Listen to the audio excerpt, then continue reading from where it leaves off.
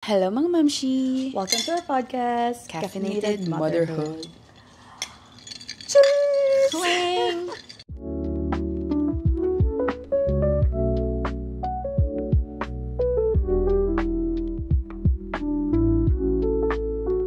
For today's episode, we have my bestie, my other best friend with us, na pinaunlakan. Napaunlakan kami na magpag-usapan yung pinaka-touchy topic actually siya ng motherhood. Kasi very parang super personal. And not a lot of people talk about it. Yes. Kasi, di ba, kapag naging mommy ka, it's very, makikita mo online, it's all very magical, it's all very, ano ba yun tawag dito? Life, siya talaga, nag-iiba yung buhay mo pag naging mommy ka na ganyan. Pero, hindi natatouch to ng enough. And it happens to all of us. At saka hindi siya na vocally talagang ganun. Exactly. So, sabi ko, you know what? Maybe we need someone to parang talk about this. Ako, sinabi ko talaga sa kanya, wala akong masyadong maambag kasi kasi wala siyang anxiety. Meron ako, pero hindi as much as sa aming dalawa. Oo, actually, kasi silang dalawa, sabi ko, parang, although it's normal naman to feel that, ako may sarili akong, sariling personal na experience. Pero sa kanila yon. Kaya we needed her to join our podcast for today. Let me introduce y'all my bestie, Camille Munoz. Who's a real bad bitch and her money. Let's go. Come in. Cheers! Okay, this is Cams. Please introduce yourself, your SIN, your... Ako ka man yan. Number 55. Hi guys. Hi mga momshies. My name is Camille. And I'm here today to talk about To talk about Sinabi ko ba kung anong talk about natin? Oo, hindi niyo pa sinabi yung topic. O, Sige. diba? Memory loss ng moms. So, nandito si Camille kasi we were gonna talk about anxiety. Yun. I missed that. Baka makaparide kami. So, yun. Yeah, short introduction. Kailan ka nanganak and like, ilang taon na si Milan, mga ganyan. So, nanganak ako August 5, 2024 sa mga Dragon Babies. Yeah, kami tatlo. So, kaka 1-year-old lang ni Balong, ni Milan. So, nakita ko na yung pregnancy, labor, postpartum, so I feel like I can kind of look back and compare myself in those stages. Okay. Eto na, first question ko is like, ako very anxious person ako before maging buntis. Mm-hmm. Ikaw, naging na lang ba siya nung nabuntis ka na or After. prior is very anxious ka na din? May anxiety na ako before pa mag-pregnant. So, nagsimula siya, I would say, around pandemic. Parang, I've always been type A person na parang sobrang organized, sobrang detailed, sobrang kailangan lahat nakalinya, ganyan. So, kapag nasira yung plano, already I'm like, no, I'm not dealing with this. Like, pag hindi ko kontrolado yung sitwasyon, nag-freak out na agad ako. So, doon nag-start nung pandemic, I was having like a crisis in the career and I was like, I need something to do with my life. So, nag-school ako, tapos biglang nag-pandemic. I was like, what? Great. Anong nangyari? Like, hindi ako makapunta sa school, hindi siya yung pinicture ko na university life. So, doon siya nagsimula na parang about grades, about performance, about career. Dun yung source ng anxiety ko noon.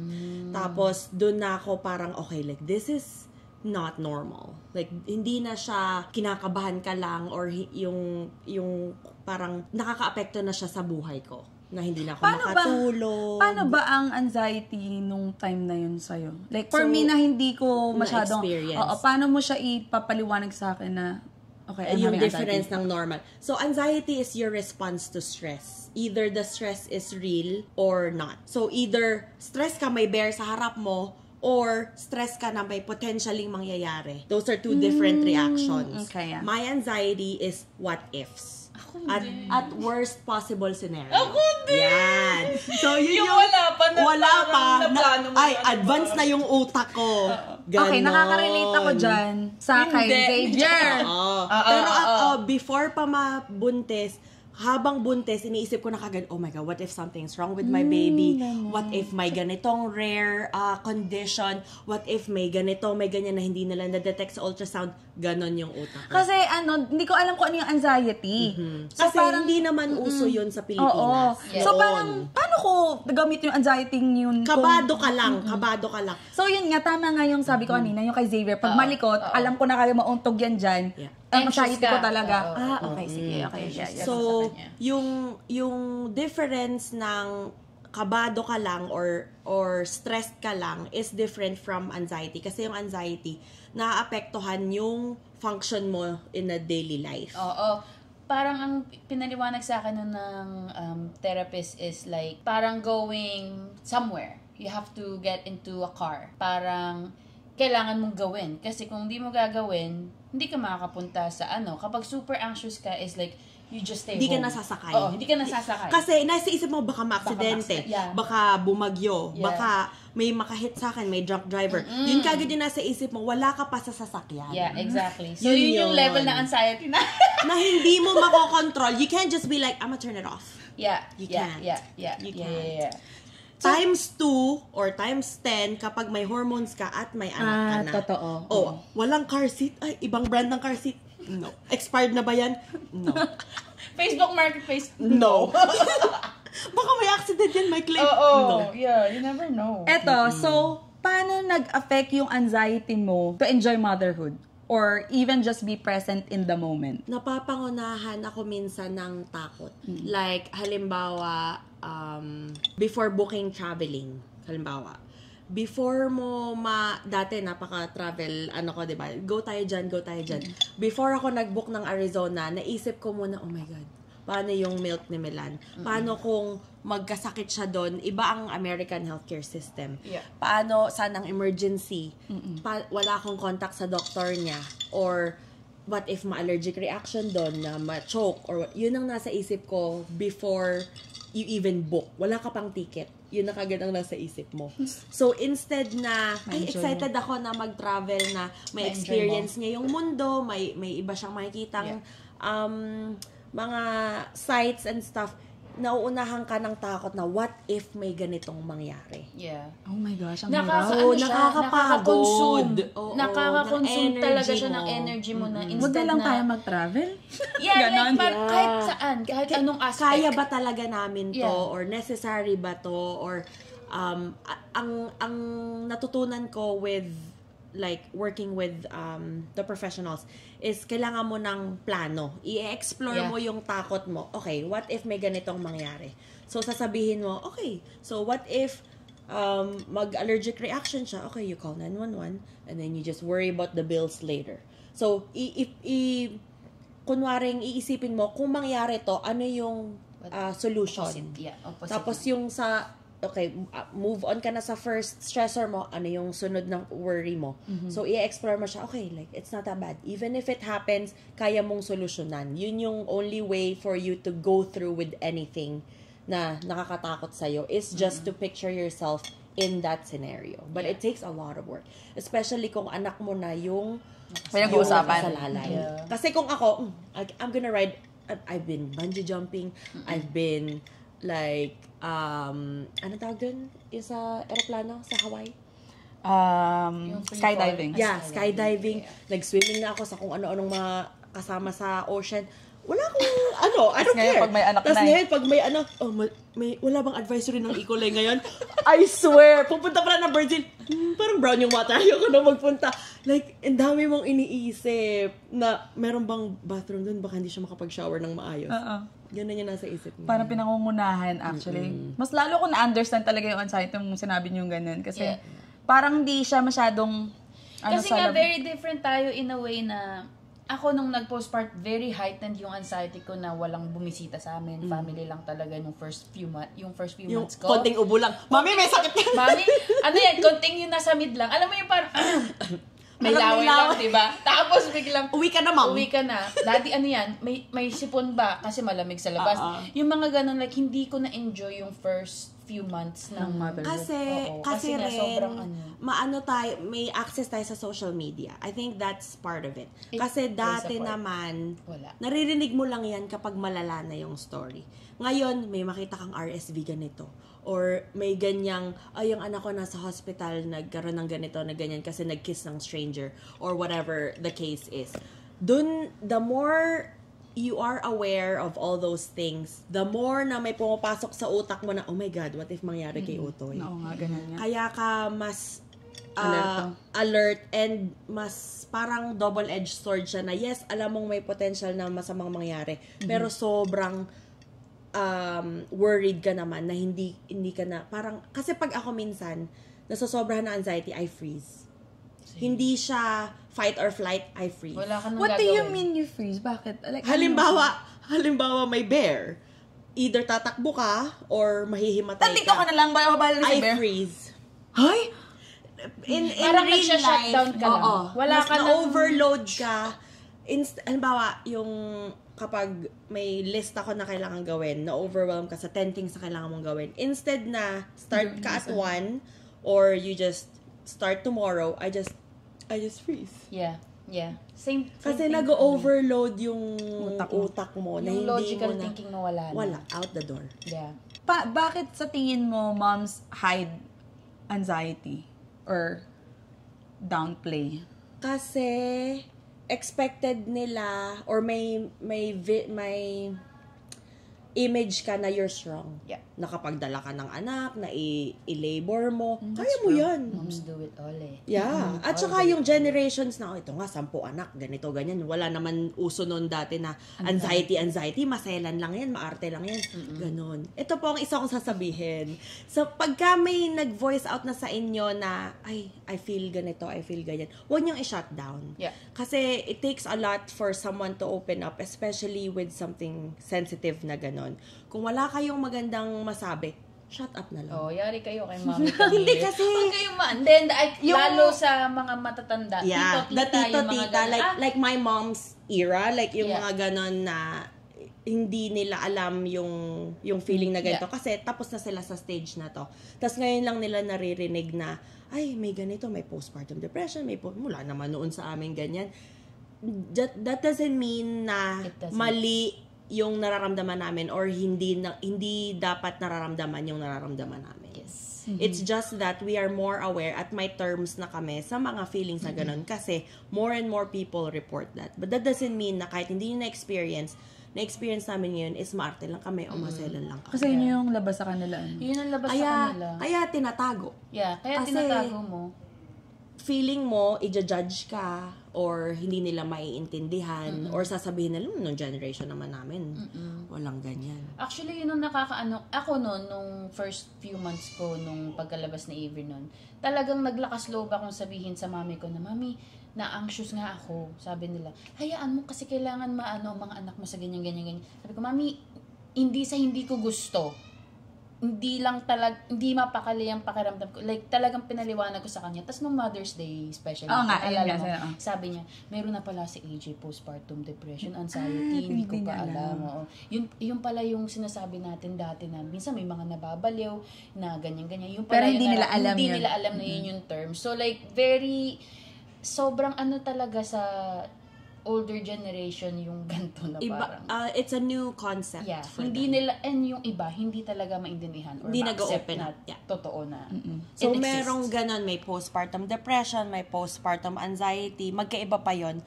May postpartum psychosis. Yun Yeah. yung nababaliw Yeah. when they do some harmful stuff to the baby. Yeah. Pag wala na Psychosis. silang touch sa reality. Like, I've heard cases na they put the baby in the oven kasi tingin nila turkey. Yeah, may Ganon. ganon. May iniiwan yung baby kasi nakalimutan na nila na nanganak sila. Like, wala na yung reality sa utak. Yun yung nababaliw. But that doesn't mean na if you have anxiety or depression after mo manganak is magiging ganun ka. It's a whole depends. different condition. Yeah. And just to let everyone know, Camille is a nurse. So, very trust natin ang sinasabi niya sa mga medical ano. Pinag-aralan Oo. ko talaga to. Yeah, Kasi, sobrang sa Philippines, hindi naman nga pinag-uusapan to noon. like growing up. So, ano yung sa tingin mong signs na masasabi mo sa kanila na merong anxiety ang isang mom and they don't recognize it as that? I would say kung out of normal. So, normal would be like, oh, baka mahulog siya sa kama. That's normal.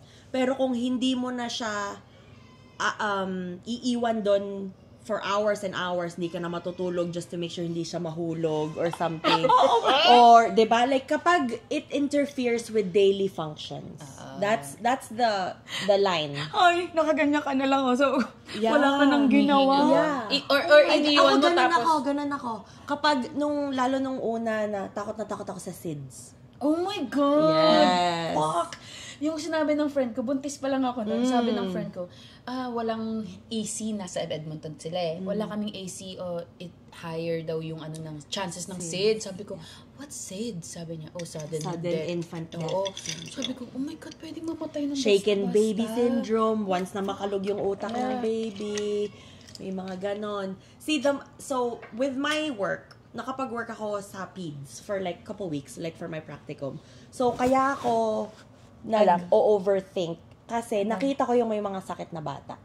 Nakita ko yung may pneumonia, nakita ko yung may surgery, nakita ko yung may genetic condition, nakita ko yung may sunod-sunod na cognitive delay and stuff like that. Kaya mas takot ako kasi ayoko si Milan maging ganon. Ang hirap na nag-work ka sa ganyan, tas may anxiety ka. Yeah. Grabe yung mental load mo sa loob na, oh my gosh. On top of being A nurse. a hormonal mom. Yeah, true. Oh my gosh, that's hard. So, I would say, hindi siya normal kung hindi mo magagawa yung mga normal na ginagawa mo in life. Like, kung halimbawang, yun nga, hindi ka makatulog kasi hours nakatingin ka lang kung humihinga ba yung anak mo. Yeah. Hindi na normal. At to a certain point, that's normal. Kasi talagang, Sa una. yun yung fear mo eh.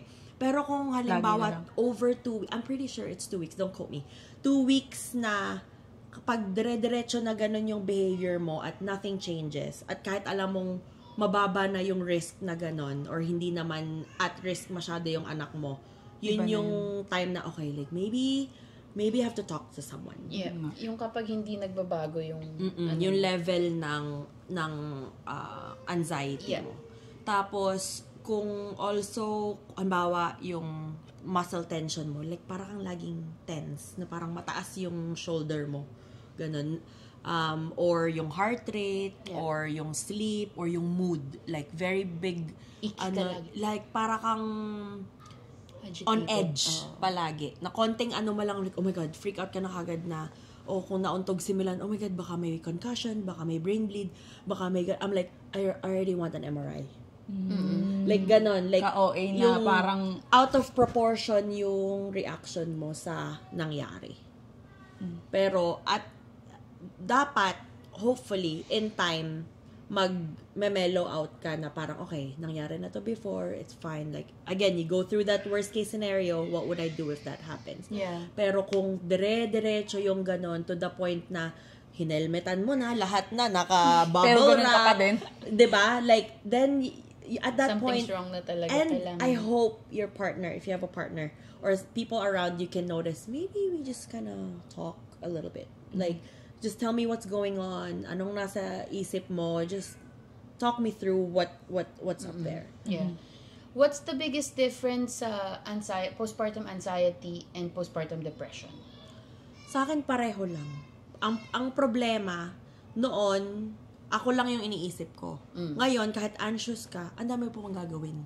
May laundry ka, may breastfeeding ka, may pumping ka, may sterilizing ka ng bottles, may magluluto ka ng dinner. Kailangan si Mark, like, aano mo rin yung relationship mo. So, hindi na tumitigil yung mundo just because you have anxiety as a mom. Yeah. Tsaka yes, you're busy, but physically, but you're still busy here. Going here. Yeah. Keeps going, no? Parang wala talagang siyang stop na... Na button na, okay, Yeah. like, can you just... Or like, let me kunyari, rest? magkaroon ka ng breakdown, hindi titigil na, sige, pause muna natin yung, No, yung mga gagawin mo kasi iyak pa rin si mag-breakdown baby. ka muna. Oo, yeah. I think yun ang mas nakaka-stress minsan. What are some tools or coping strategies that actually help? Anong ginagawa Anong mo for ginagawa mo for that? Big help si Mark. Find your safe space. you? Yeah. Kasi with it being still stigmatized, kailangan mong makahanap ng tao na makikinig sa'yo ng walang judgment. So, sa akin is Mark kasi nga noon pa lang alam na niya kung paano ko mag-isip. So, alam niya na kaagad kung on edge ako or on the verge na ako of a mental breakdown or ganyan. Ano niya na kaagad ako na what's wrong. So, ang rule namin ni Mark is just tell me because I'm not a mind reader. Kung alam mong nagbe-build up na yung frustration, yung anxiety, kausapin mo na kaagad, sabihin mo na, kahit simple na, okay, I just need 5 minutes. Like, can I just go to Superstore? I just need to parang have a break. Para bang naiintindihan ka na kagad. Like, it's not because of you personally, it's too much in my head. Ikaw, Besh, paano ang coping mo pag ganun? Pag anxious ako, Or like the depression or whatever? Journaling.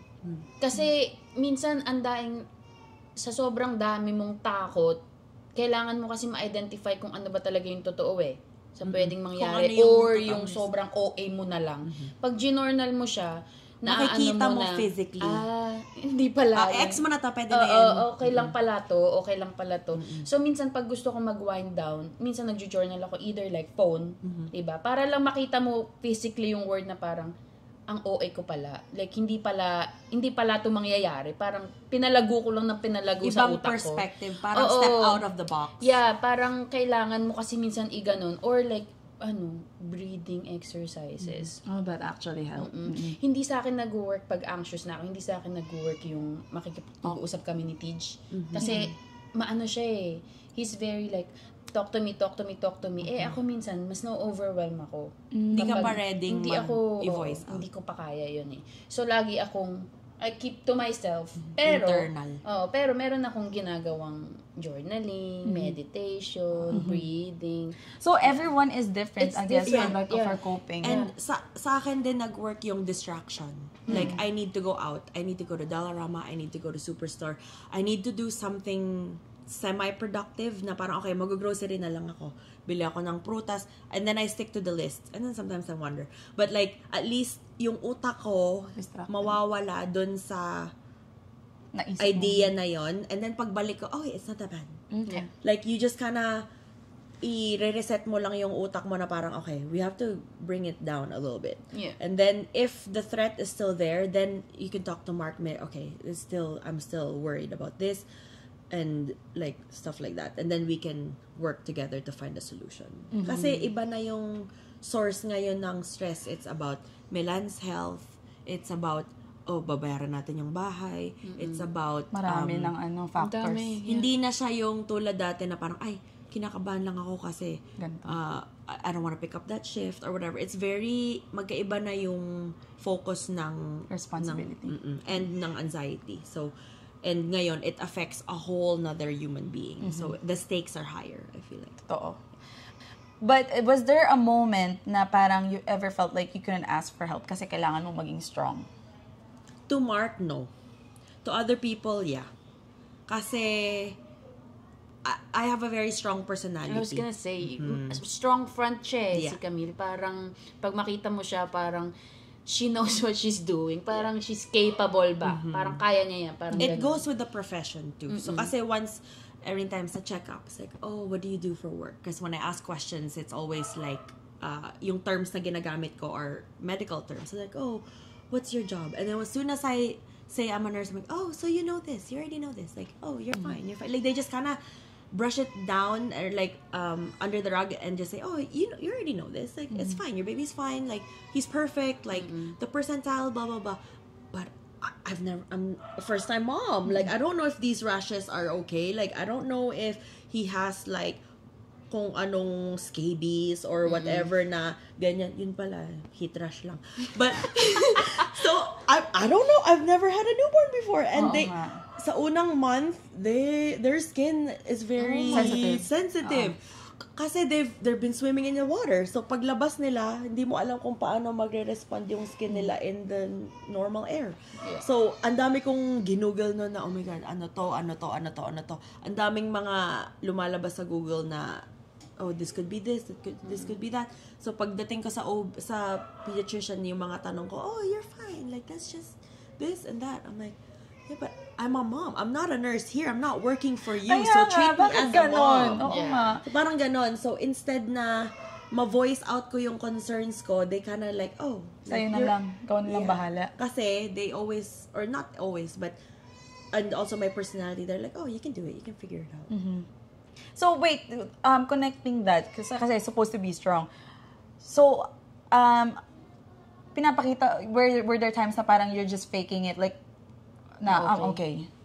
Not To for a- Mark, di ba? For, To a certain point. Halimbawa, lalabas ka, pupunta ako kila mami, or pupunta ako kila Leah, or whatever. Like, you kind of want to make it seem like you have your shit together. Kasi parang, the more you show weakness, for me, the more na parang mag-breakdown lang ako lalo. So, you have to be like, okay, like, you have to talk, I talk to myself, be like, okay, I got this. Like, I can put him in the car seat, I can drive there, I can just, it's part of my distraction to talk to people about other stuff other than what's in my head. No. parang ako din similar, like, not just like anxiety, pag may mga ganyang helping, gusto ko munang i-figure out ng sa akin muna, and then, saka ako mag-aas ng help pag, hindi ko na kaya. Kailangan ko na ng someone. Like, I did everything. Ganyan. Kaya parang ganun din, same idea din ako na sa'yo na parang, I have all my shit together. Pero parang at the same time, I'm struggling. I don't know yet. Pero, Kasi nga first time mo. Yeah. Kasi it's all figuring out, Tsaka, diba? sometimes it takes more energy To explain. Yeah. Mas nakakapagod. That's why after a therapy session, you're wiped. Yeah. You're so tired, even if all you did was Kasi talk. parang, Kasi in-explain ine-explore ka nila eh. Parang lahat Yung ng utak nasa mo, utak lahat mo, ng folds mo, nagagamit mo. Nakukuha nila lahat eh. Yung mga tanong nila kung paano nila iaano yung, kung paano ba numatakbo yung utak. Nakakapagod. Mas nakakapagod mag-isip. So, kaya, sometimes, instead of opening up na, ay, ganito yung nararamdaman ko, I'll just talk about something light. Talk about something nice and funny para nadidistract na ako, hindi ko pa naiisip yung nasa back of my head. True. But that's not all the time. And it shouldn't be a coping mechanism Yeah. na lagi mong gagamitin because you also have to face your You have problems. to face it. Yun Eto. ang hardest eh. At question ka sa inyong dalawa, what are the anxiety thoughts na you guys are afraid to admit out loud? Na may masamang mangyari kay Utoy. Ako, paano kung mamatay baby ko? Wait, Yun lagi. that's a very real Ayun lagi sa akin.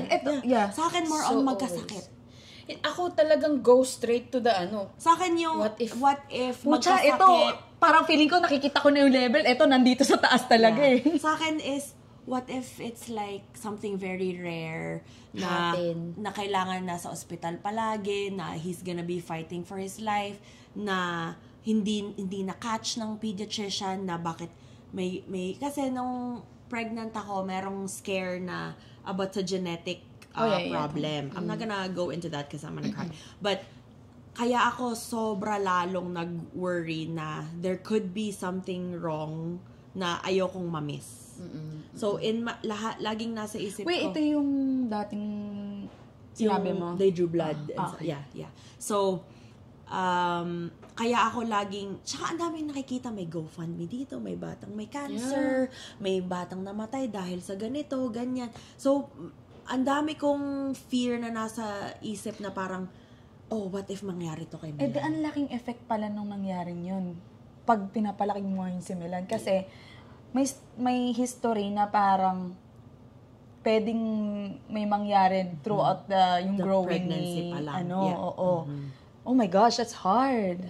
Kaya ako sobrang hyper-vigilant kapag sa mga check-ups, kapag may nosebleeds. Remember nung Oh my gosh. Yeah. Ako, nag-nosebleed din si Xavier 2 beses. My gosh. Kasi mga ganun, tsaka weight loss kapag hindi naman nini-intend na baka bumaba yung weight ng bata. Baby should never lose weight. They should be pataas. Lalo na. Yeah. Ako, shit. So, parang more diba? Di matapos. So, the more nga na alam mo, the more na ikakatakot mo. Yeah. So, yes, I know about all of the science behind it and cases and conditions and whatever. But, I also know na nakaka-affect din yun sa akin. Kasi iniisip ko, what if may ganito? What if may ganito? Besh, ang sa'yo, ang OA. Papunta na kagad dun talaga. Hindi, kasi nga, sa akin, parang, nung ano pa lang, yung SIDS, nung nabanggit pa lang yun. Besh, alam ko na kung bakit gano'n na naisip mo. Bakit? Kasi nga, dun sa breast mo. Ano Di ba sa na sinabi mo kay podcast before? Oo. Tapos yung pa, nung nagkaroon ako ng scare, tapos sabi ko, what if mamatay ako? Uy, nasa isip ko din yun. Yun pa. Kasi parang, what if may cancer pala ako? Oh my God, anong mangyayari? Like parang, paano lalaki si Avery? Paano gaganto? Paano si puro Mark? what if? Oo, paano Mag-aasawa kaya si Mark? Oo, puro Ganon. ano siya, parang hindi ako I'm not very logical. Pagdating sa ganun, talagang straight to the ko na The worst parang, possible worst scenario. possible. Hindi ako laging, you know what, ganto ganyan. Kaya, it's a working progress talaga yung, what if ganto, pero what if hindi. So, nung nag-aantay ako ng result ng biopsy nun, laging lalo kasi nararamdaman mo nandyan feel na feel mo yung lump So, pagkahawakan ko yun, naisip ko, what if may cancer Spiral ako? ka na Oo, agad. like, what if may cancer ako? Tapos, bago ako matulog, magdadasal Naiiyak. ka muna. Oo, besh. Umandai kong time na umiyak ako na parang, maiyak ako. Na ano? Hindi kasi nakakatakot. Kasi talaga yung time na yun. So, parang, nung sasabihin ko, what if may ganito? Kasi nararamdaman ko. Tapos magdadasal ako. Tapos sabihin ko na lang, pinapractice ko yung sabi sa akin ng therapist ko na, what if wala? What if hindi naman pala yan? So, talagang sobrang effort i-shift na what if hindi. Kasi, so, like, napakadaling malost sa what if. Pero, like, yung pag-shift mo na, what Pabalik. if, what if Mahirap. hindi? What if hindi pala yung totoo? What if minikap mo lang yung sa sarili mo?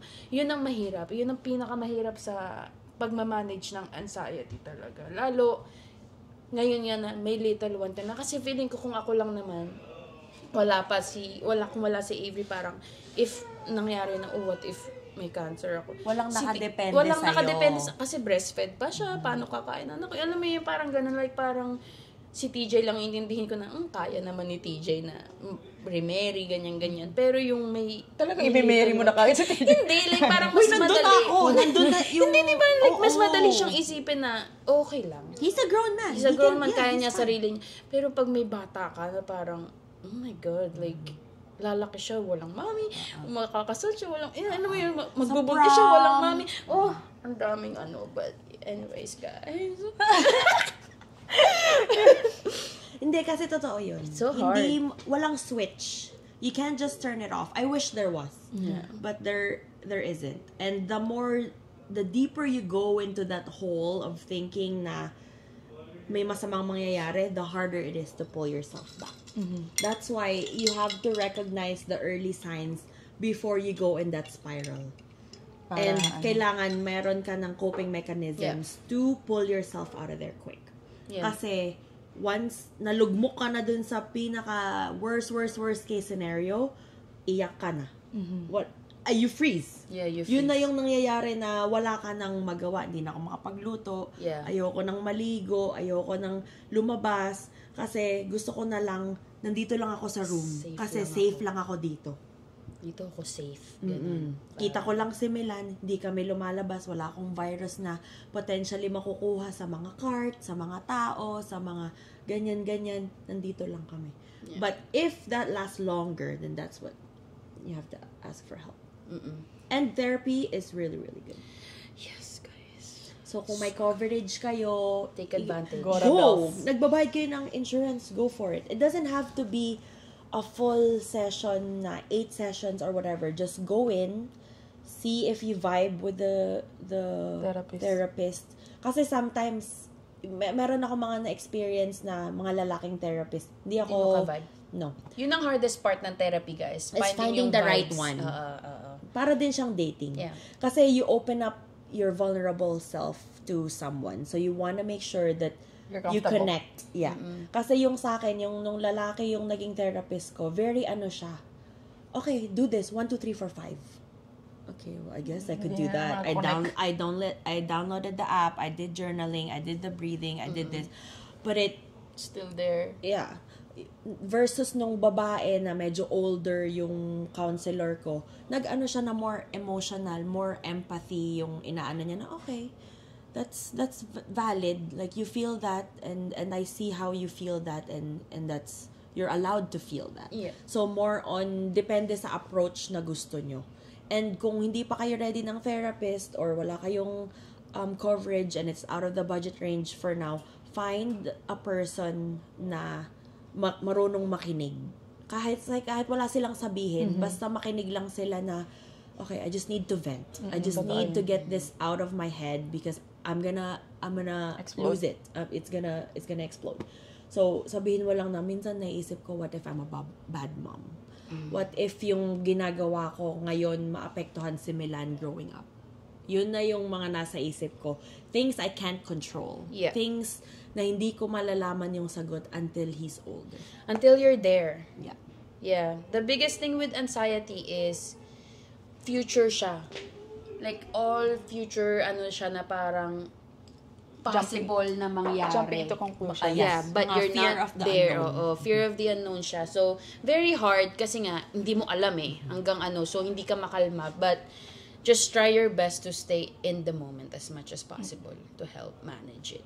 Eto, like, ano yung one thing na pinaka-worst mong naranasang anxiety? And then, parang, how did you survive managing it with more? Ano yung nagsistick sa'yo na situation na inaatake ng anxiety ikaw ng sobra-sobra? And then, paano mo siya manage to like?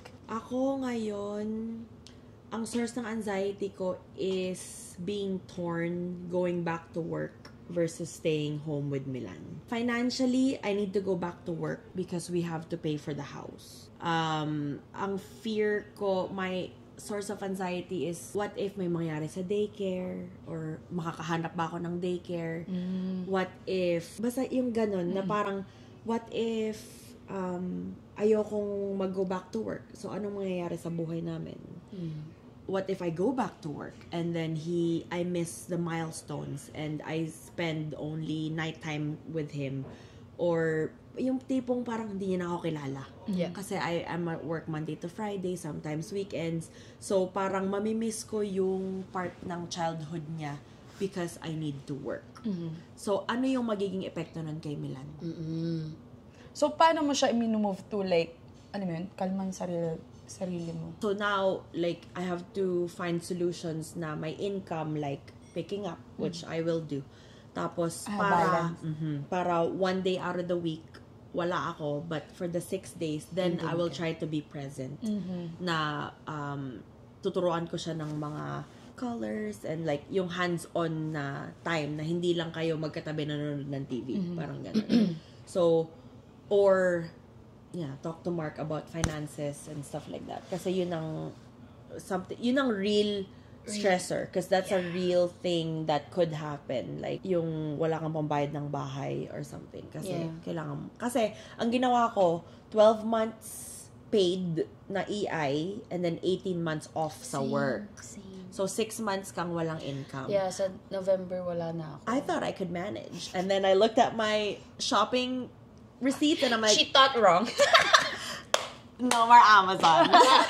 No, ang hirap talaga. Ganyan din ang namin. Di ba nga nagsistart ako ng business din ngayon? Kasi same parang same din na I would rather be out 3 to 4 hours sa weekends. Basta nandun ako for the 5 days na kasi sobra din ang dami din umiikot na. Yun din ba, Besh, ang pinaka-anxiety mo din? Oo, yun ang pinakang reason ko din para mag-start ng business is so I can be there for her more habang lumalaki siya, habang maliit siya.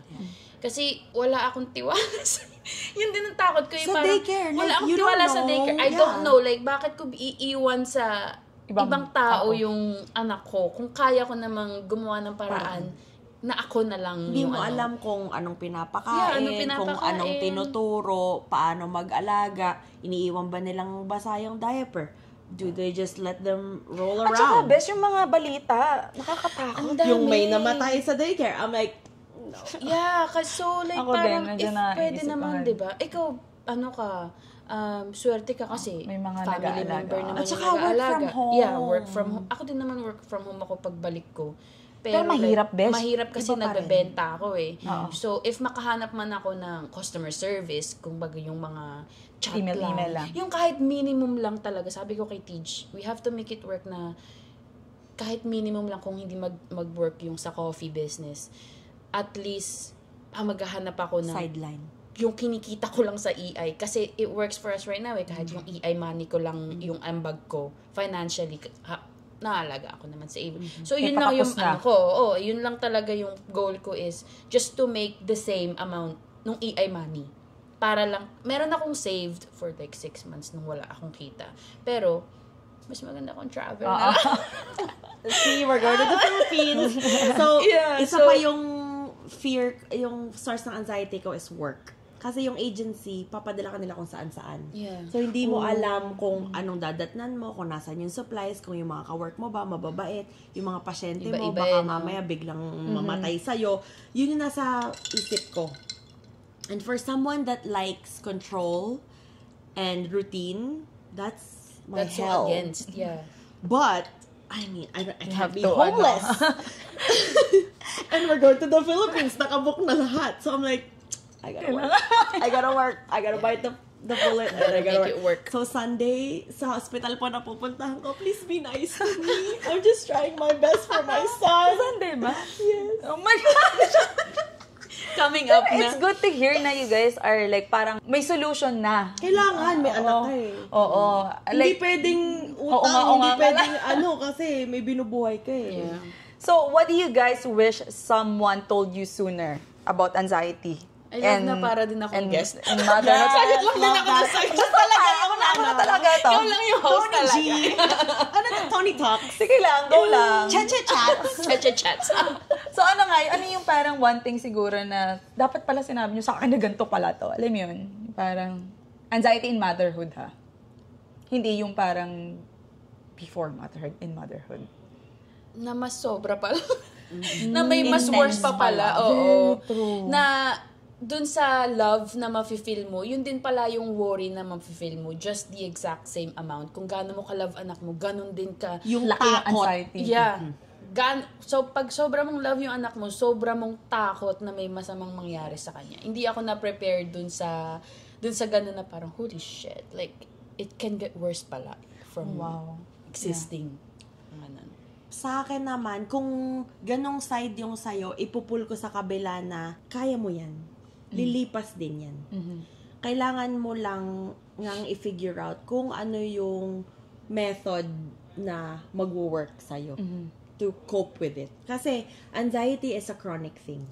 Hindi siya, yes, it pwedeng lumipas na postpartum time ka lang meron nun. Pero hindi siya parang lagnat na. Lagyan mo lang ng Tylenol, okay na yan. It's something that could reactivate and you go through waves. Na pwedeng, sa akin kasi, nung nagte-therapy ako, I always picture it as, I have dark clouds over me. Ganon ko siya na-feel. May araw na paggising mo, same with my seasonal depression, paggising mo, makulimlim na kaagad. Hindi mo siya makokontrol na, today is gonna be a good day, today is gonna be a bad day. Minsan, may gising ka talaga na, oh my God, kabado ka na kaagad. Huh? May ganun. Bakit? Ganun siya. It's a condition. Hindi mo alam. Bigla na lang. Gigising ka, something's wrong. Yeah. Something bad is gonna happen. Pero wala. So, parang Sometimes wala. na ano mo lang, na-feel Minsan, mo lang na. nagsistay siya. Yung cloud na yon 2 weeks. Oh my God. Sobra akong anxious 2 weeks. Meron naman, dadaan lang siya. Parang umambon lang. Dadaan na uli. Ganun siya. Ganun ko siya na i-explain sa therapist ko na, I just feel like there's a cloud. I know there's a cloud above me. I can't get past the fucking cloud. It's there. But I know myself, I could be above the clouds. I could have a sunny day. But it just won't fucking move. Kaya ang hirap makaalis. Ganun siya. Okay. Ganun ko siya na-feel. It's like the weather. You can't control it. Kapag may storm warning, there's a storm. Oh my gosh, ang hirap pala pag ang isang mother is nagkakaroon ng anxiety, tapos hindi nila alam kung paano makawala doon. Talagang Plus your hormones. pababa siya ng pababa. Oh my gosh. Ganon siya. Minsan may gising ka na, so-so. Yeah. Tapos meron namang bigla na lang siyang dumating, nasa grocery ka, bigla ka na lang, oh my God, what if ganito, what if ganyan. So, what are the quiet battles na you still fight that no one sees? Ganun. Pag may araw na, let's say, may event ka, may birthday si ganito, may birthday si ganyan, you have to keep going. That's correct. Kasi may responsibility ka na. Yeah. Hindi na lang sarili mo yung iniisip mo. So, you still have to keep going. You still have to pump 6 times a day. You still gotta make them 3 meals and snacks. You should You show still up. gotta go, yeah.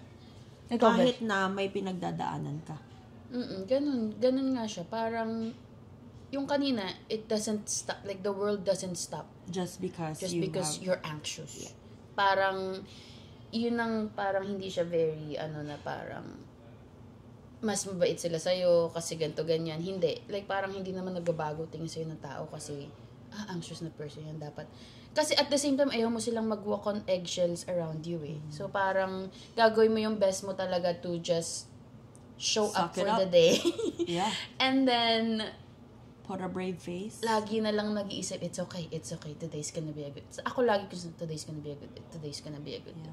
Dun sa rain reference mo, lagi kong sinasabi, kapag may cloudy, kasi napag-usapan namin sa therapy din yun eh, sabi niya, the sun is just always hiding sa clouds. Yeah.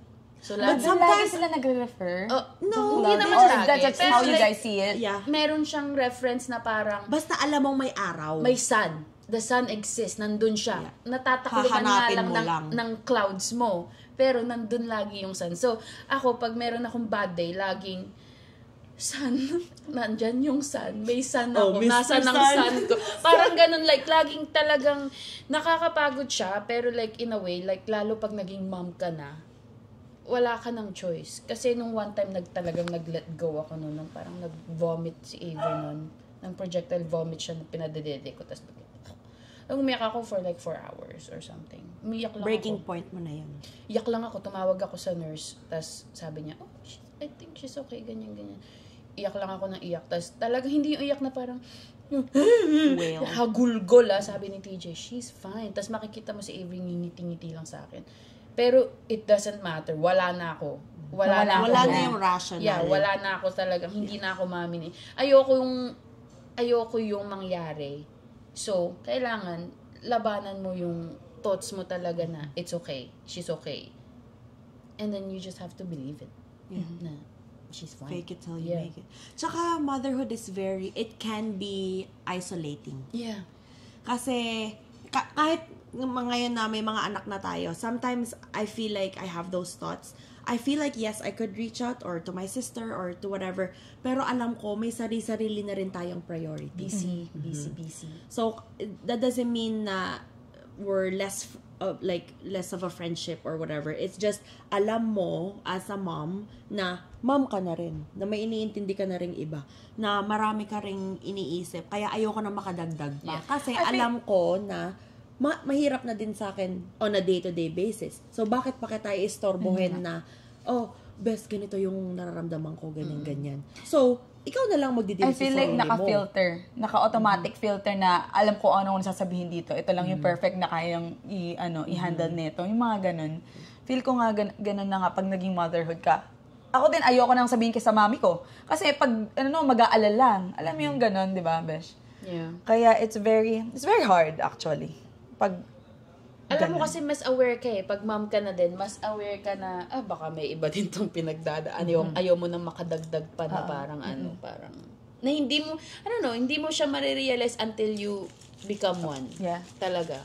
Like, hindi, ever, I don't know. I don't think I would have relate kung wala pa akong baby na parang, siguro lagi akong, diba lagi din ako sa yung ratatap na, complain.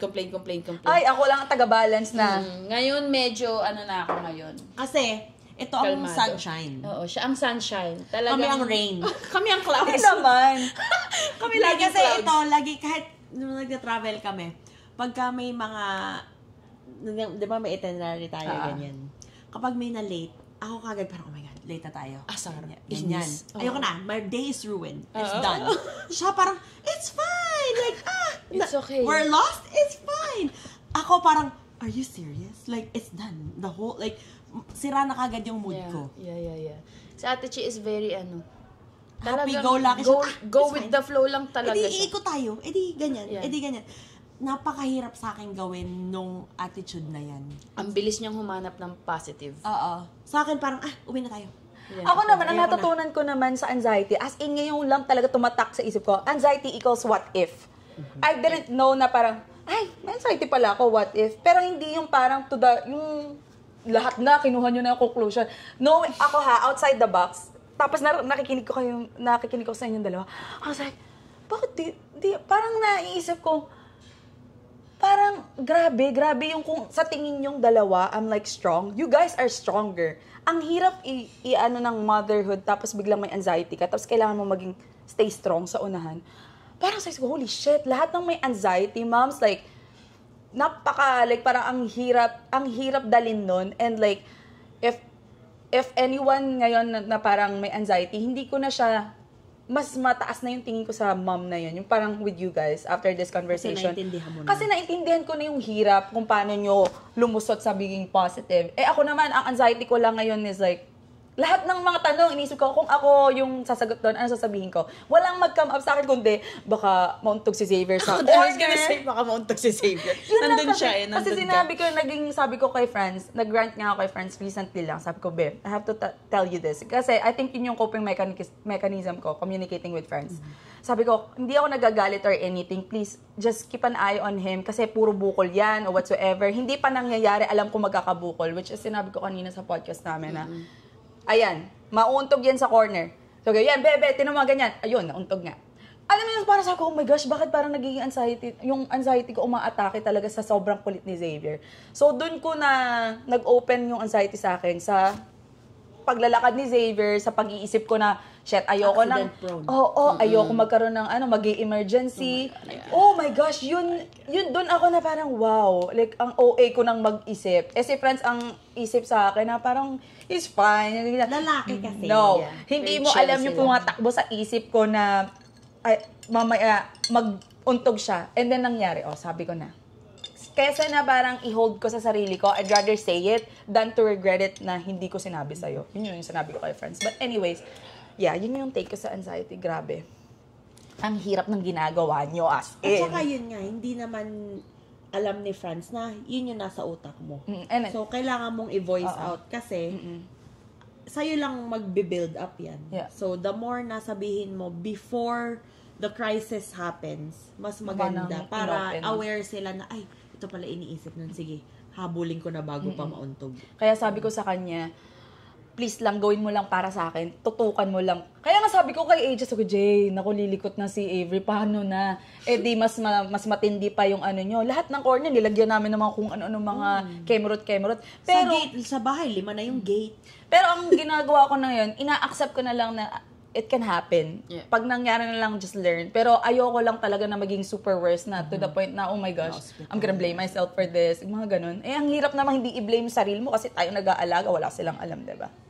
But anyways, let's go to our 2 last questions. So, what would you tell the version of yourself in your hardest season of anxiety? And if your child could fully understand your journey with anxiety, what would you want them to know one day? Sa akin, Sa hardest season niya. yung clouds na yan, lilipas din yan. And may sun din na lalabas. Yes, those thoughts are real. Those thoughts are valid. Like, walang masama sa na naramdaman, sa kinatatakutan, sa mga naiisip mong ganyan. And sabi nga ni AJ, the more fearful you are for their safety, that's just, sabihin mo sa sarili mo na sign yan kung gaano mo sila kamahal. Yeah, So, that's true. ano mo ng positive na, okay, kaya ako nag-worry is because I love him so much. Yeah. For me, pwede ba ako din? Yeah. Ito nga. For me, siguro, you're so strong. Sa akin, like, Sa hardest season. More oo, than you think you are. Yeah, like, kasi parang, pag inisip mo na, anxious person to, kasi, sa ano ngayon na parang, mahina to. It can be seen as a sign of Oo, weakness. parang but weakness it's siya not. kasi hindi mo makontrol isip mo kailangan lagi kang natatalo parang mental battle siya talaga Pero nung yung after mong mag-go through, siguro like the first 3 months, pinaka-high talaga yung anxiety ko.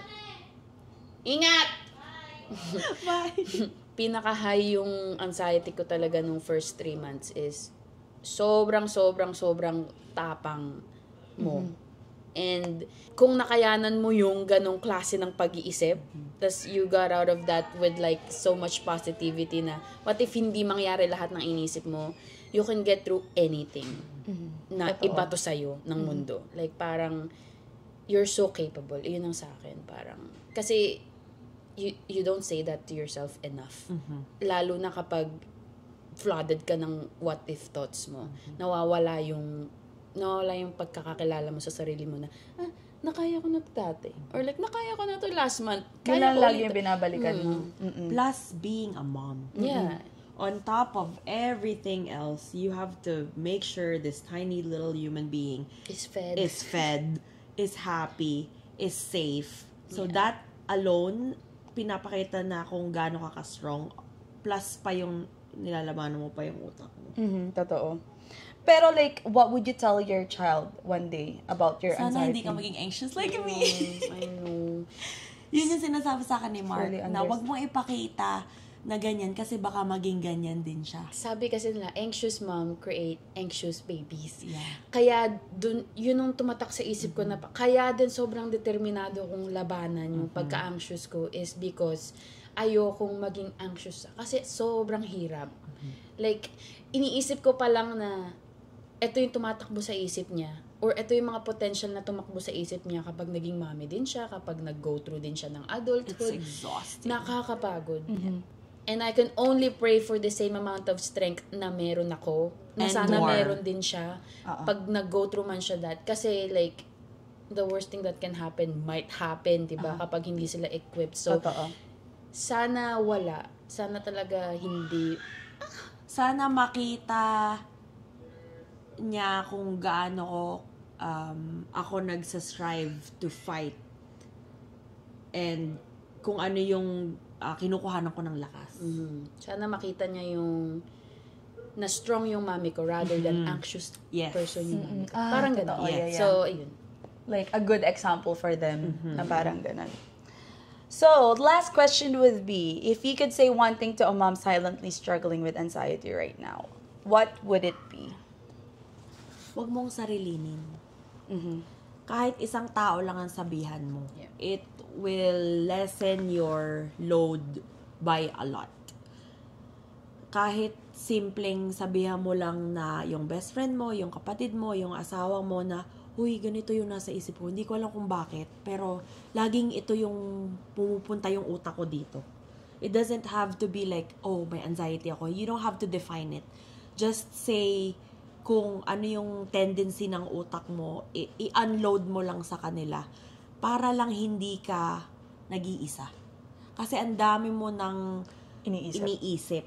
So, just find a safe space na mapapagsabihan mo. And if you're able to, like, ask your doctor or with your insurance or whatever, find like a therapist, a counselor, trauma specialist, like any other person.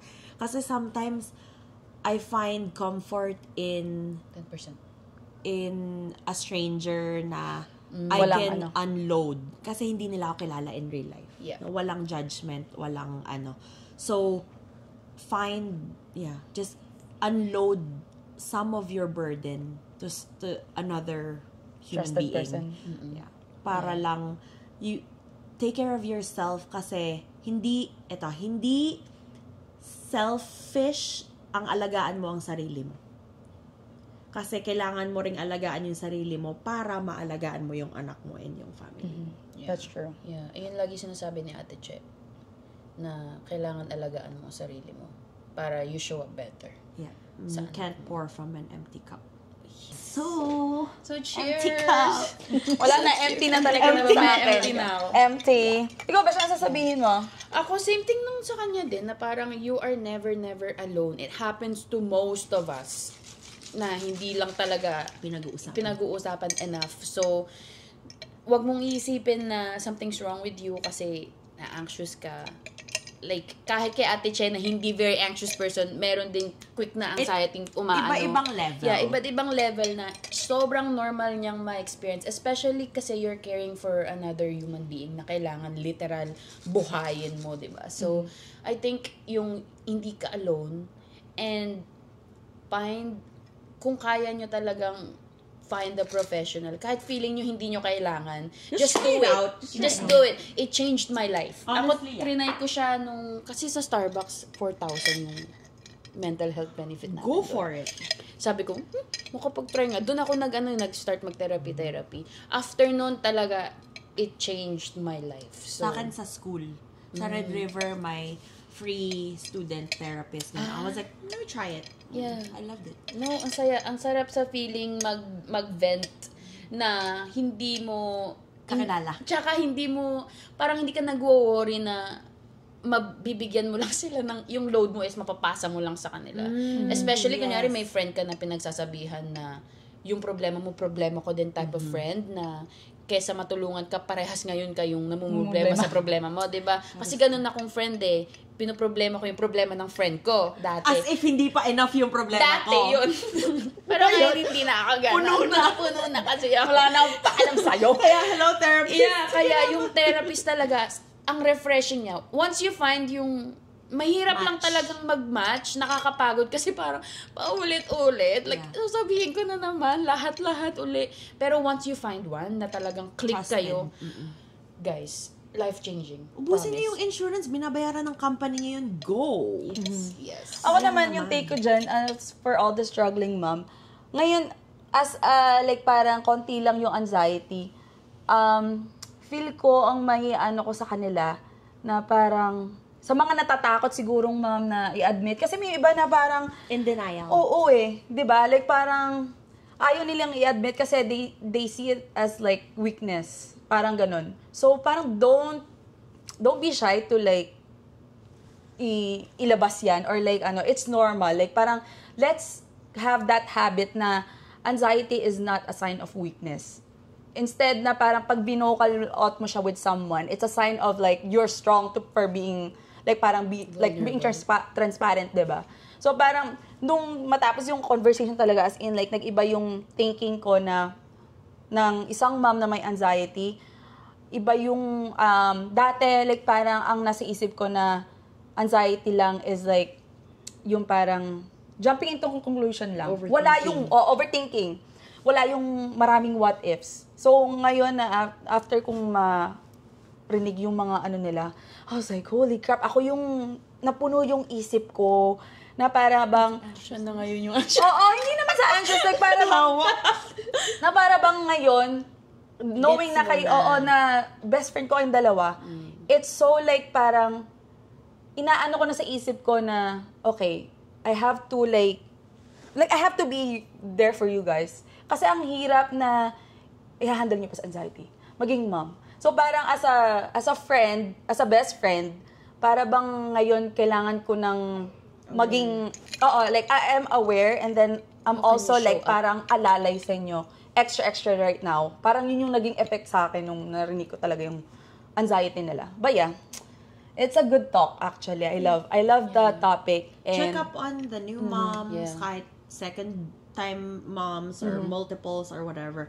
Kasi, as I said, hindi siya nakokontrol. Yeah. So, just a simple, hey, how are you doing? Not just the baby, but how are you mentally, emotionally? Like, kailangan mo ba ng coffee? Or can we go to the park or something? Just to get your mind off of things.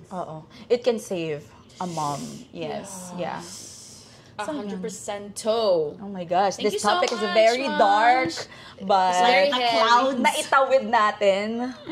Thank you so much for guesting. And AJ, thank you for guesting the podcast. Cha-cha-cha. Can I come back?